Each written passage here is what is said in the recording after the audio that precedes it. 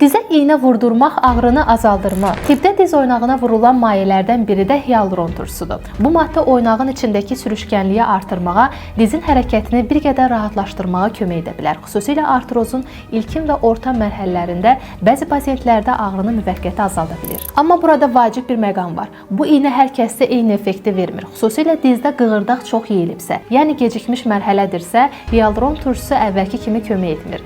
Bir yol qalır, o da ki əməliyyat. Əgər dizinizdə ağrı yeni başlayıbsa, ilk edəcəyiniz iş arıqlamaqdır. Çünki çəki azaldıqca oynaqlara düşən yük də azalır. Bu mərhələdə təbii şəkildə arıqlamaq istəyənlər alfa-xorom istifadə edə bilər. Alfa-xorom dərman deyil, qida əlavəsidir. Tərkibindəki alfa-lipoik turşusu və xrom maddəsi iştahı azaldaraq bədəninizdəki piylərin parçalanmasına dəstək olur. Diz ağrısında növbəti edəcəyiniz şey hərəkətsiz qalmamaqdır. Rahat ayaqqabıda yüngül hərəkətlərlə oynağı aktiv saxlamaq burada çox vacibdir. Bir də ki, yanaşı olaraq diz oynağına dəstək olan vasitələrdən, məsələn Flexforce, gel və tabletlərdən istifadə edə bilərsiniz. Flexforce bildirim ki, təbii tərkibli qida əlavəsidir, yəni dərman deyil. Tərkibindəki təbii maddələr dizlərdə qan dövranı yaxşılaşdırmağa, oynaqları qidalandırmağa, zədələnmiş oynaqda ağrı, iltihab və duzlaşma əlamətlərinin azaldılmasına yanaşı olaraq dəstək olur. İstifadə qaydası isə geli gündə 2-3 dəfə ağrıyan hissəyə vurub masaj edirsiniz. Tableti isə 18 yaşdan yuxarı şəxslər gündə 1 ədəd qəbul edə bilər. Bu məhsulları bildirim ki, bütün apteklərdən əldə edə bilərsiniz.